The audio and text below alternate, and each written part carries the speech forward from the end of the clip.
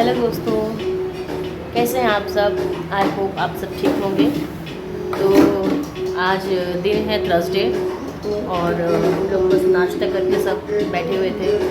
सारा काम फिनिश हो गया, नाश्ता हो गया है, हम लोग बैठे हुए थे। एक्चुअली आज का जो मेरा ब्लॉग है तो बहुत सीरियस चीज़ पर है, वो बच्चों की हेल्थ को लेकर है। क्योंकि एक्चुअली में आजकल एक डिज़ीज़ बहुत फैल रहा है जो कि है hand mouth and foot disease. इसमें इसका शिकार शिवा भी हो गए हैं। जैसे कि आपको मेरे लास्ट ब्लॉग में मैंने बताया था कि शिवा की तबीयत ख़राब हो गई है, उसको फीवर आ गया था। एक्चुअली वो इसी वजह से आया था क्योंकि उसको हैंड फुट और माउथ डिजीज़ हो गया है। मैं आपको दिखाती हूँ कि उसको क्या हुआ है। ये देखिए, ये होता है इस डिज़ीज़ में। ये आप देख रहे हैं वाइट वाइट स्पॉट जैसे दाने। आई होप क्लियर हो जाए। हाँ जी, ये ऐसे है। ये देखिए, इस पैर में भी है। ये देखिए, ऐसे ही ये उधर भी है, नीचे के साइड में। ये देखिए, ये देखिए,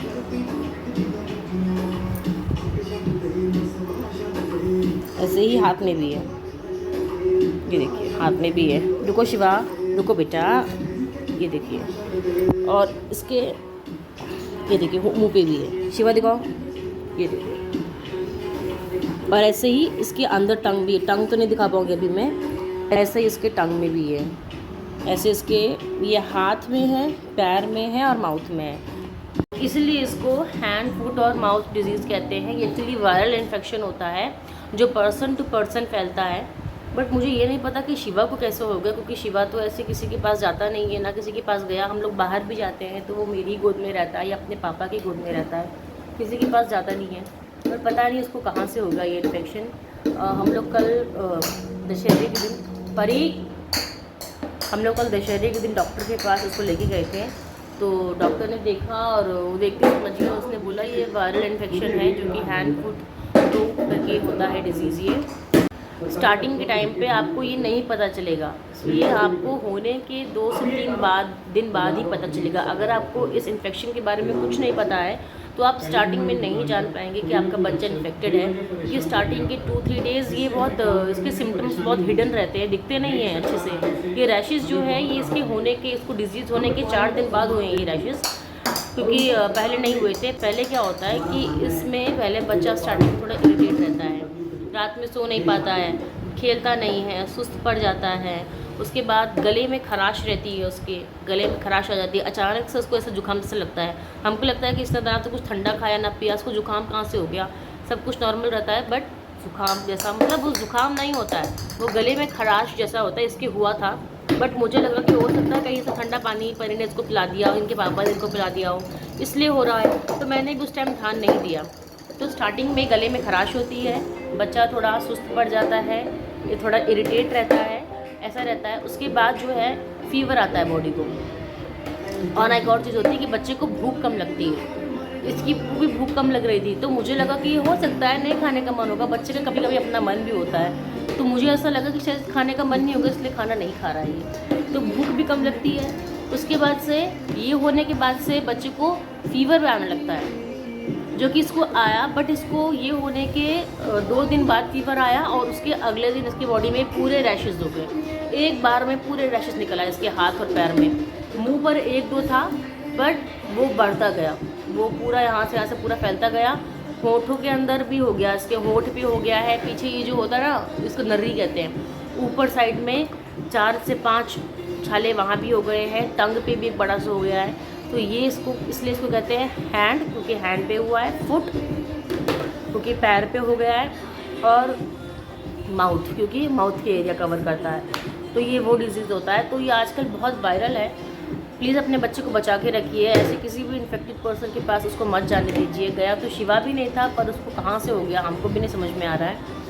तब से ना कुछ खा रहा है ना कुछ पी रहा है, रात में ढंग से सोता नहीं है और दूध तक नहीं पी रहा है। अभी मैंने उसको दूध कटोरी चम्मच में से पिलाया। उसको दूध पीना चाह रहा है, ये निपल से पीता है लेकिन नहीं पी पा रहा है। तो उसको मैंने कटोरी और चम्मच की हेल्प से उसको मैंने दूध पिलाया।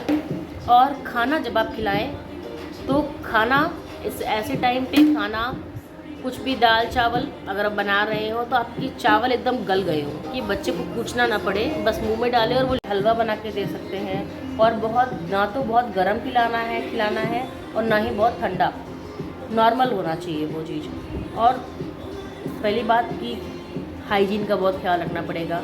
अभी मैंने रात में कैलामाइन लोशन पूरी बॉडी में लगाया था, डॉक्टर ने दिया था, कल प्रिस्क्राइब किया था, कल हम डॉक्टर के पास लेके गए थे तो उन्होंने फ़ीवर के लिए पैरासीटामोल दिया, बॉडी में खुजली के लिए जो इचनेस है उसके लिए सिट्राजिन दिया, और बॉडी में जो रैशेस हैं ये इस पे लगाने के लिए कैलामाइन लोशन दिया है, रैशेस पे लगाने के लिए कैलामाइन लोशन दिया है। और ये जो मुंह में हुए छाले उसके लिए जेल दिया है, माउथ जेल दिया है।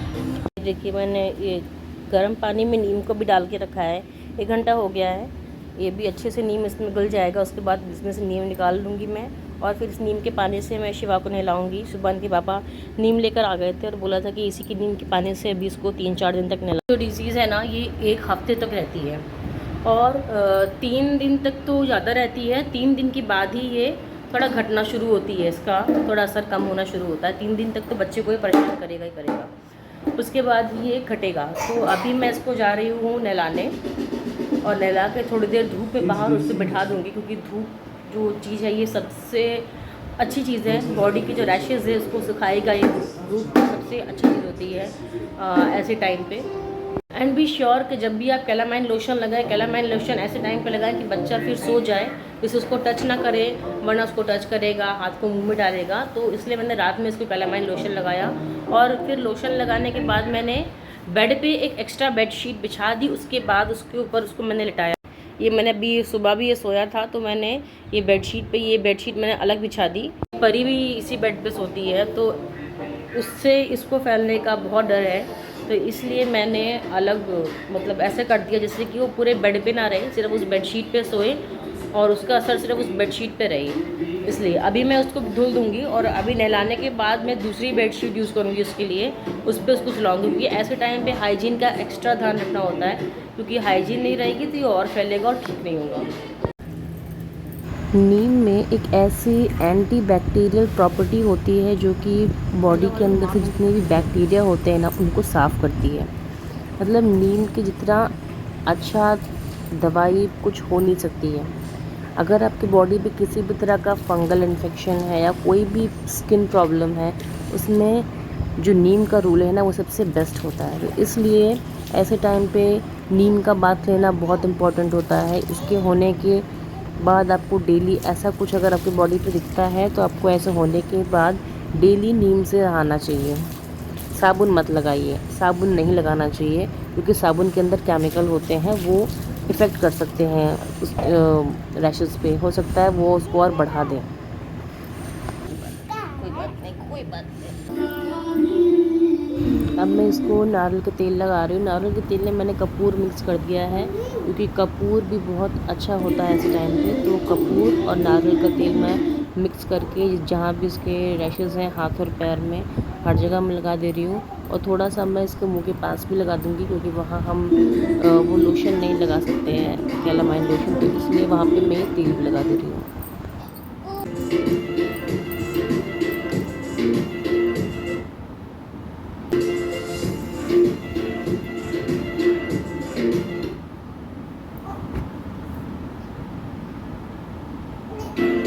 तो गाइस आपने देखा कि मैंने इसको नहला के नीम के पानी से इसको तेल मालिश कर दिया है हाथ में और पैर में। एक तेल को एकदम जैसे हम मालिश करते नॉर्मली बच्चों के वैसे मालिश नहीं करना है, ऐसे लगाने जैसे हल्का हल्का बस मसाज कर देना है। और मैंने मुंह के पास भी तेल लगा दिया है, क्योंकि वहाँ हम कैलामाइन लोशन नहीं लगा सकते हैं, क्योंकि बच्चे के मुँह में जाने का डर रहता है। तो अब मैं इसको जा रही हूँ सुलाने, क्योंकि उसको नींद आ रही है। उसने दवाई भी पी है ना, सिट्राजिन और पैरासीटामोल, तो उससे नींद भी आती है, तो उसको नींद आ रही है। तो मैं ऐसे इसको कटोरी चम्मच से दूध पिला दे रही हूँ, क्योंकि निप्पल ये नहीं पी पा रहा है मुंह में छालों की वजह से। तो अब मैं इसको दूध पिला के सुला दूँगी। सो गाइस मैं अपना व्लॉग भी अब यहीं ख़त्म करती हूँ।